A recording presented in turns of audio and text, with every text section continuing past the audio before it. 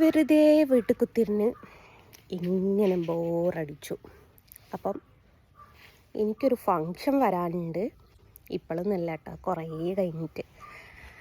അപ്പോൾ വെറുതെ ഇരുന്നപ്പോൾ ഞാൻ വിചാരിച്ചു ഒന്ന് ഷോപ്പിങ്ങിന് പോകാമെന്ന്. അങ്ങനെ ഇന്നും ബസ്സിലാണ് ഗൈസ്. എങ്ങനെ മോനെ, ഉള്ളിയരിക്കൂടിയാ അല്ലേ കൊയിലാണ്ടിക്കൂടി പോയാൽ എത്തൂലേ?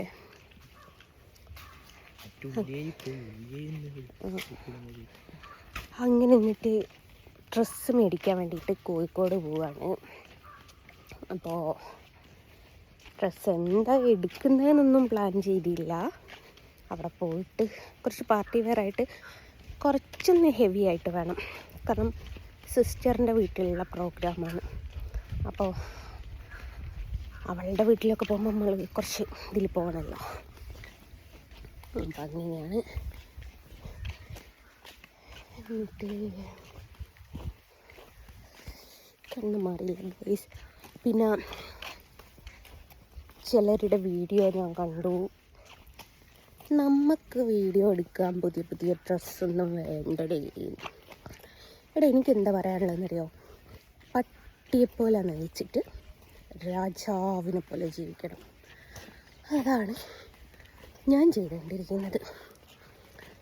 അപ്പോൾ അങ്ങനെയായിരിക്കണം ചെയ്യാൻ എന്നുള്ളതാണ്. ഈ ഒരു ചുരിദാർ കണ്ടോ കേസ്, ന്യൂസ് 8 ഇന്റർവ്യൂക്ക് വേണ്ടിയിട്ട് മേടിച്ചതാണ്. അപ്പം അങ്ങനെ ഇന്നലത്തെ കമ്മൽ കാട്ടാ. അപ്പം അങ്ങനെയാണ്. അങ്ങോട്ടും ബസ്സിന് പൈസ കൊടുക്കണം, ഇങ്ങോട്ടും ബസ്സിന് പൈസ കൊടുക്കണം. രാവണനെ കിട്ടിയൊന്നുമില്ല. അരുണ് രാവണൻ ബസ്സിലാണ്. രാവണനോ രാവണനോ എന്താ അറിയില്ല. അപ്പോൾ ഓൻ്റെ ബസ് 4 മണിക്കാണ്. എന്തായാലും ഷോപ്പിംഗ് ഇപ്പോഴൊന്നും കഴിയില്ല എന്നുള്ളതറിയാം. അപ്പോൾ വേറെ ഓൻ്റെ കമ്പനിക്കാരെങ്കിലും ഉണ്ടോ എന്ന് നോക്കണം. എന്നാൽ ഓസിക്ക് പോരാ. അവനെന്താ ഒരു നാട്ടാ. സൗന്ദര്യം മനുഷ്യന് ശാപമാണ് ഗൈസ്. ഓട്ടോ തിരിച്ചു വരുമോ? അങ്ങനെയാണ്. എന്നിട്ട് ഡ്രസ്സ് എടുത്തപ്പോൾ 500 ചില്ലറ അല്ലാണ്ട് എടുക്കുമ്പോൾ ഇപ്പോൾ ഓട്ടോറിക്ഷക്കാരോട് ചീത്തേക്കും. അല്ലെങ്കിൽ ആ പൈസ ചില്ലറ എടുത്താൽ പോരായിരുന്നു. അപ്പം അങ്ങനെയാണ്. എന്നാൽ ബൈ ഷോപ്പിലെത്തിയിട്ട് കാണിച്ചു തരാം കേട്ടോ. വീഡിയോസ് അല്ല ഫോട്ടോസ്, ഡ്രസ്സ്. ഓക്കെ.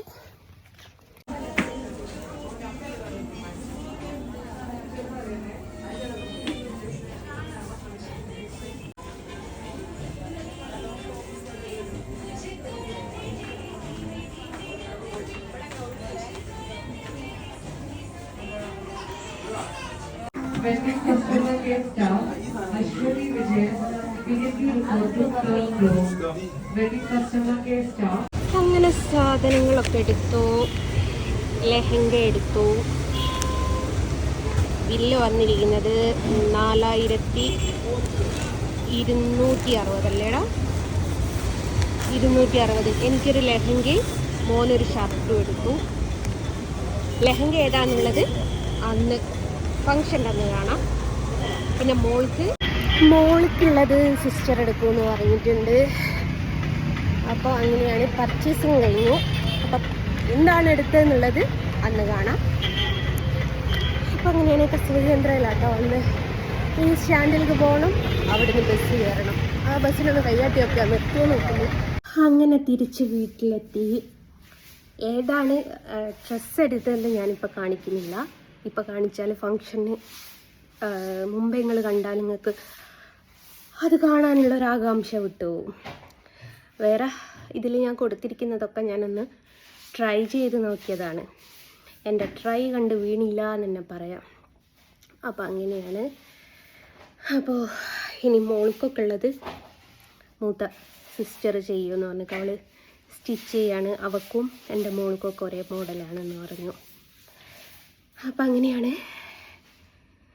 അയ്യോ കുഴങ്ങി എന്ന് പറയുന്നത് ഏത് നാട്ടിലേക്ക് ആർക്കൊക്കെ മനസ്സിലാവുമെന്നറിയില്ല.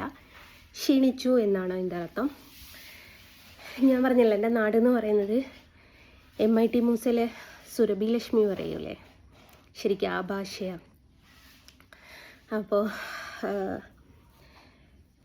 അങ്ങോട്ടും കണ്ണൂർ ബസ്സിന് പോയി, ഇങ്ങോട്ടും കണ്ണൂർ ബസ്സിന് വന്ന് അതിലിങ്ങനെ ചുറ്റിക്കറങ്ങണ്ടെന്ന് വിചാരിച്ച് കൊയിലാറിൻ്റെ ഇറങ്ങി ഒരു ഓട്ടോ വിളിച്ചിങ്ങ് പോന്നു.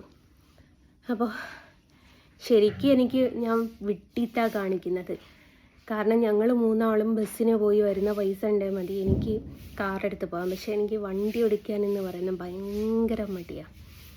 പക്ഷെ വേറൊരു രസം എന്താണെന്നറിയോ, നമ്മൾ ഒന്ന് ബസ് കയറുമ്പോഴേക്കും അടുത്ത അന്വേഷണം എന്താണെന്നറിയോ, വണ്ടി എവിടെ പോയി എന്നാ. എല്ലാവർക്കും അത് അറിയണ്ടേ. ഞാനൊന്ന് നടന്നു പോവുകയോ പിന്നെ അല്ലെ ബസ്സിന് പോവുകയോ ചെയ്യുമ്പോൾ ആരും എന്നോട് എങ്ങോട്ട് പോവുക എന്ന് ചോദിക്കാറില്ല, വണ്ടി എവിടെ പോയി എന്നാണ് ചോദിക്കാറ്. അത് ഭയങ്കര അത്ഭുതകരമായിട്ട് എനിക്ക് തോന്നാറുണ്ട്. എപ്പം ഇനിയിപ്പോൾ നടന്നു പോകുമ്പോൾ ആണെങ്കിലും കാണുമ്പോഴേക്ക് ചോദിക്കും വണ്ടി എവിടെ പോയിന്ന്. വണ്ടി കൊണ്ടിങ്ങനെ നടക്കുന്ന ഒരാൾ പെട്ടെന്ന് നടക്കുന്നത് കാണുമ്പോൾ എല്ലാവർക്കും ഭയങ്കര അത്ഭുതമാണ്. അപ്പോൾ പക്ഷേ ഈ ബ്ലോക്കിൻ്റെ അകത്ത് നമ്മൾ ചവിട്ടി ഇങ്ങനെ പോകുന്ന ബസ് തന്നെ ജാതി ബ്ലോക്ക് കൂടിയ അവൻ കണ്ടത്തിൽ കൂടിയൊക്കെ വന്നത്. കണ്ടത്തിൽ കൂടിയാന്ന് വെച്ചാൽ പറമ്പ് കൂടിയാണ്. അപ്പോൾ ഞാനൊരു കാര്യം പറയട്ടെ, 9ാം ക്ലാസ് വരെ വിദ്യാഭ്യാസം ഉള്ളൂ എന്ന് പറഞ്ഞ് കളിയാക്കിയവരോട് ഞാനൊരു വണ്ടി ഷിഫ്റ്റ് എടുത്തിട്ടുണ്ട്. താങ്കൾ എന്തെടുത്തു? വളരെയധികം പഠിച്ച ഒരാളാണ്, എന്തെടുത്തു? പിന്നെ നമ്മൾ എത്ര പഠിച്ചു എന്നുള്ളതല്ല, എത്ര നിലവാരം കാണിക്കുന്നു എന്നുള്ളതാണ് നമ്മുടെ നിലവാരം. അപ്പം അങ്ങനെയാണ് ഞാൻ മുമ്പേ പറഞ്ഞതുപോലെ പട്ടിയെപ്പോലെ നയിച്ച് രാജാവിനെ പോലെ ജീവിക്കണം. അതിലാണ് അന്തസ്സ്. ഓക്കേ, ടാറ്റാ.